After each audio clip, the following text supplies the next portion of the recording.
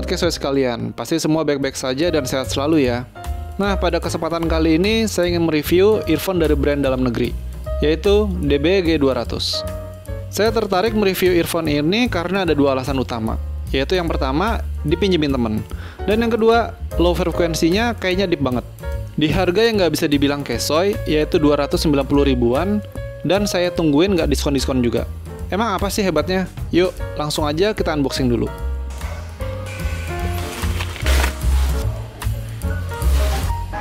Untuk ear tips cadangannya dapat dua pasang, ukuran S dan L, dan yang M udah terpasang. Dan untuk earphone-nya sendiri nggak terlalu sesuai sama ekspektasi saya ya. Kirain tuh bakal lebih kecil dan kompak, tapi ya nggak apa-apa, lanjut. Dan seperti biasa, G200 juga sudah melalui pengujian yang lumayan panjang, sekitar 150 jam waktu operasional atau sekitar 2 bulanan. Jadi gimana kondisi fisik dan suaranya ya? Yuk kita lanjut ke segmen berikutnya.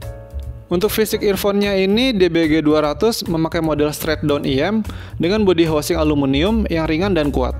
Dan bisa dilihat di sini kalau ukuran body housingnya ini agak bongsor dan agak panjang. Bagian belakang itu sekilas terlihat seperti ada magnetnya, tapi sebenarnya nggak ada. Lalu indikator left dan right-nya ada di strand relief-nya. Karena warnanya juga hitam dan kecil, maka bisa sulit kelihatan kalau dalam kondisi gelap.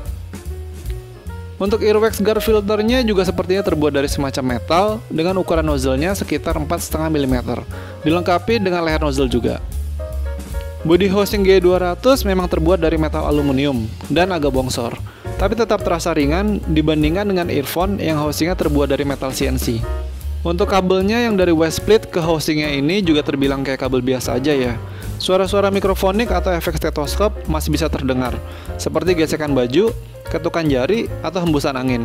Tapi masih relatif teredam dibandingkan beberapa kabel milik earphone tipe straight down yang lain. Housing mic-nya terbuat dari plastik dengan 3 buah tombol, yaitu tombol volume up dan volume down.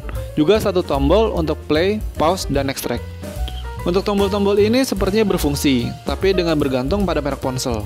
Misalnya, tombol volume down itu nggak berfungsi di Oppo F1, tapi fungsi next track-nya berfungsi baik. Dan sebaliknya, di Samsung A5 dan A6, volume down itu berfungsi, tetapi next track itu nggak berfungsi. Untuk housing west split-nya juga sepertinya terbuat dari material yang sama dengan housing earpiece-nya, dengan tampilan yang stylish. Sayang, nggak ada chin straps-nya, walaupun bentuknya juga simpel dan mungil. Kabel utamanya juga kelihatannya agak lebih tebal dari DB PR300, lebih lentur dan kelihatannya juga cukup kuat. Housing jack-nya juga menggunakan material yang sama dengan west split dan housing earpiece-nya, yaitu dari aluminium, tipenya masih straight, gold plate 3,5 mm jack connector. Untuk spesifikasinya, DB G200 menggunakan 10 mm single dynamic driver dengan frekuensi divider. Frekuensi range-nya sendiri cukup wah ya, terutama di low frekuensinya dari 5 Hz sampai 20 kHz. Impedance-nya 32 ohm dengan sensitivitas 107 dB. Dan dari pengalaman beberapa minggu memakai G200 ini, ada beberapa hal yang menjadi nilai plus dan minus G200. Di antaranya material body housing earpiece yang ringan, sehingga terasa nyaman digunakan walaupun bukan untuk pemakaian dalam waktu lama, karena ternyata masih bisa terasa nyeri. Tombol-tombolnya cukup lengkap, tapi sayangnya belum tentu berfungsi semua di berbagai merek ponsel. Fittingnya tuh plug and play ya, cukup simple, tapi bisa kurang mencengkram dan nggak terlalu cocok untuk tiduran, apalagi kalau miring-miring. Dan ada suara ground waktu saya colok laptop, tapi ya ini juga pasti berbeda-beda ya tiap orang, tergantung laptop atau device-nya. Overall sih not bad ya, cukup enak walau sedikit berharap body housing-nya itu bisa dibikin lebih kecil dan kompak. BM ya. Lalu gimana dengan suaranya? Yuk langsung aja kita kupas dengan bantuan diagram persepsi saya. Saat unboxing pertama kali yang terlintas di kepala saya saat mencoba G200 adalah ngebum banget ya bassnya. Ya, bass atau lower frekuensi G200 punya power yang besar dan penuh. Dentumannya wow, walaupun terasa kurang punchy dan kurang bulat. Tapi G200 punya ekor yang lumayan panjang dan sub bass yang dalam.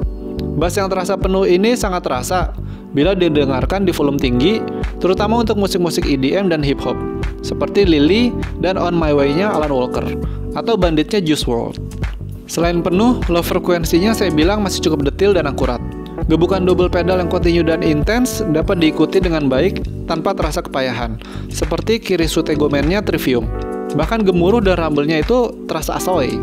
Untuk beberapa orang, bass G200 itu bisa terlalu mendominasi dan terasa boomy. Tapi ya buat kuping kaleng seperti saya, bassnya itu bisa sangat dinikmati saat mendengarkan musik-musik EDM atau hip hop. Bassnya lebih berkesan dan bikin dada bergemuruh. Walaupun nggak sampai kayak subwoofer kondangan ya. Untuk bagian mid-nya ini, bass yang terasa penuh dan mendominasi juga jadi terasa bocor ke mid ya. Bassnya seolah-olah membuat selubung tipis di frekuensi mid-nya dan membuat mid-nya itu terasa hangat, lembab, dan tidak kering.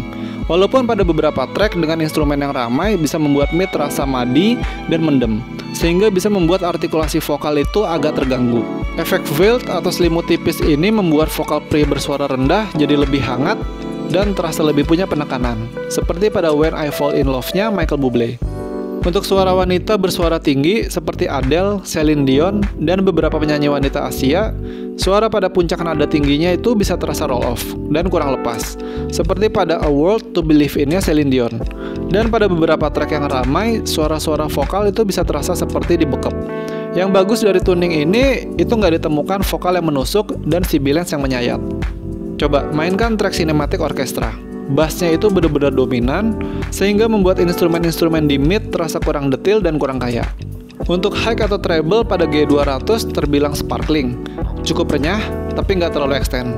Suara-suara bell dan wind chimes pada spur winternya Depa PP, dan suara-suara detingan simbal pada musik-musik metal terdengar jelas, jernih, dan kering. High atau treble pada G200 ini juga terbilang aman, nggak terasa pedas, dan cukup sweet, bahkan di volume tinggi. Juga bisa dibilang relatif terlepas dari pengaruh low frekuensi atau bassnya, dibandingkan dengan mid frekuensinya yang terasa lebih mendem atau muffled. Karakter high atau treble G200 ini terasa santai dan nggak agresif, tapi tetap terkontrol dan bisa dibilang presisi. Terutama untuk dentingan-dentingan simbal, itu nggak terasa sizzly. Menurut saya DB G200 ini punya sound signature yang hangat atau warm dengan dominasi low frekuensi yang besar atau bassy. Untuk soundstage secara lebar, saya nggak bisa bilang G200 itu luas. Kesan suaranya masih seperti di dalam kepala, apalagi dengan dentuman bass yang besar. Itu makin membuat rasa sempit. Tapi secara kedalaman bisa dibilang lumayan lah. Kesan depan belakangnya itu cukup terasa. Separasi antar instrumennya juga termasuk lumayan untuk ukuran earphone dengan bass yang memenuhi kepala. Sekat-sekatnya cukup rapi, walaupun nggak terasa lapang atau spesi. Walaupun begitu, semua terasa menyatu, mungkin karena selubung bass, terutama di mid frekuensi, jadi terkesan lembut dan basah. Imaging posisi instrumen agak samar, lagi-lagi mungkin karena dominasi bass ya. Channelingnya juga sedikit berat sebelah, terutama di sebelah kiri yang dentuman bassnya lebih terasa. Untuk live performance seperti Myrat Live in Carthage, posisi kita itu berada agak jauh dari panggung dan berada dekat subwoofer bass. Untuk respon volume, saya nggak sangka G200 dengan hambatan arus sebesar 32 ohm bisa cukup sensitif dan mudah di drive. Hampir sama lah dengan KZZ STX, di mana volume 4% laptop atau 10% ponsel udah membuat G200 bernyanyi.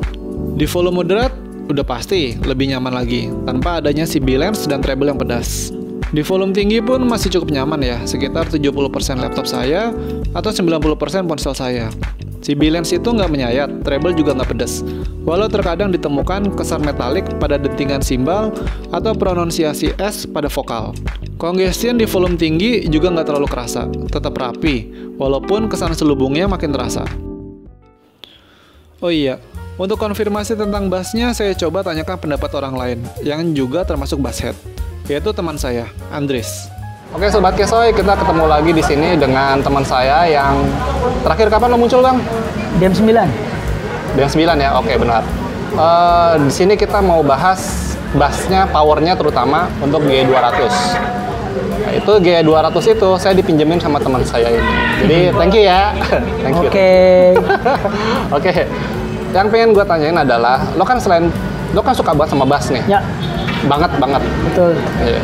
Suka banget. Antara G200 sama earphone yang udah lo coba sebelumnya kayak DM9, DM10, ED12, ya. Itu gedean mana powernya? Wah, ini mah powernya gila.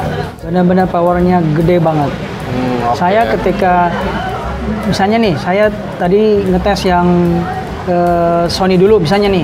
Atau yang sudah lo punya dulu. Sony ternyata? Ya. Sony kan ini apa? XB55HP ya? Ya. Betul. Lebih mahal kan harusnya ya? Ya, dari sisi harga sih memang lebih mahalnya Sony. Itu gedean mana tuh bassnya tuh? Tapi dari sisi bass gedenya dia. Jadi saya dengar dulu yang Sony-nya. Ketika saya dengar Sony, musiknya ya musik house music ya, itu oke, bassnya oke. Tapi ketika saya ganti earphone saya dengan G200, wow, itu lebih gila. Lebih gila lagi? Gila. Powernya lebih gede. Berarti G200 ini emang dia mainnya di bass banget ya? Betul. Nah, terus kalau nggak salah lo beli satu lagi dah tuh. Habis gua racunin kemarin tuh. Apa ATH tuh? ya, ATH LS50 IS ya. Wah, iya itu. Gimana tuh? Kalau dari power gedean mana tuh? Tetap. Kalau ATH saya tidak tahu, tapi dia juga ngebass. Tapi masih tetap kalah lah dengan secara power masih kalah ya sama kalah G200. dengan G200. Ya? Ntar gue nyoba ya. Oke. Oke deh. Bagaimana dengan gaming? Seperti biasa, untuk gaming masih menggunakan PUBG dan FF. Seperti biasa juga, yang saya amati adalah suara langkah kaki atau suara step. G200 ini bisa memberikan suara langkah kaki yang jelas, detil, sampai langkah terkecil. Walaupun saya bilang masih ada kesan agak melempem dan nggak kering, seperti misalnya suara langkah itu terdengar dap, dap, dap, dan bukannya tap, tap, tap. Untuk suara tembakannya sendiri, saya bilang masih kurang lepas ya, dan kurang nyaring kalau dibandingkan dengan ZSTX, VK4, atau EDX. Masih ada kesan terselubungnya, jadi terasa seperti ada di dalam ruangan. Untuk 3D environment-nya, karena saya pakai HP yang kere, yang nggak tahu ASOI apa enggak, jadi kurang bisa mendapatkan kesan di lapangan terbuka yang luas. Kesan depan belakangnya sih ASOI, walaupun kiri kanannya tuh terbilang sempit. Buat beberapa orang, gaming FPS menggunakan G200 bisa terasa mendem. Tapi kalau buat saya sih cukup lumayan ya, untuk earphone dengan bass yang besar. Lalu DBG200 ini punya label gaming. Dan ya, saya setuju, tapi saya lebih merekomendasikan G200 untuk para basshead yang memang pingin earphone dengan bass yang menggelegar, tapi juga bisa digunakan untuk gaming FPS Battle Royale. Ya, hanya sebagai bonus tambahan aja. Jadi, gimana dengan DBG200 ini? Ya, untuk pengalaman secara fisik harian, cukup oke lah. Body housingnya terbuat dari metal dan ringan, walaupun nggak terlalu cocok untuk tiduran. Tombol-tombolnya nggak semua berfungsi di HP saya, juga masih ada suara ground kalau dicolok di laptop. Tapi sensitivitasnya oke, dan mudah di-drive, baik di laptop maupun di ponsel. Saya bisa bilang G200 juga cocok untuk basshead, bahkan mungkin basshead akut juga. Untuk gaming FPS Battle Royale juga oke, tapi saya lebih condong ke bassheadnya ya. Suara secara keseluruhan cukup ASOI lah, dan juga bisa dikategorikan aman di semua rentang volume. Untuk sobat keso yang pengen upgrade dari earphone sejenis QKZDM9 dan punya budget 300.000, G200 ini sangat layak dipertimbangkan. Dan dengan segala pertimbangan tersebut, DBG200 layak mendapatkan nilai 8,13 versi kare ASOI. Terima kasih telah menyaksikan. Orang yang murah hati nggak akan pernah berkekurangan. Subscribe nggak akan membuat sobat menjadi cekak. Soalnya subscribe itu gratis. Bantu klik subscribe dan like agar channel terus berjalan dan sobat bisa menyaksikan review-review barang Kesoy selanjutnya. Salam Kesoy. Biar kere, tapi harus tetap ASOI.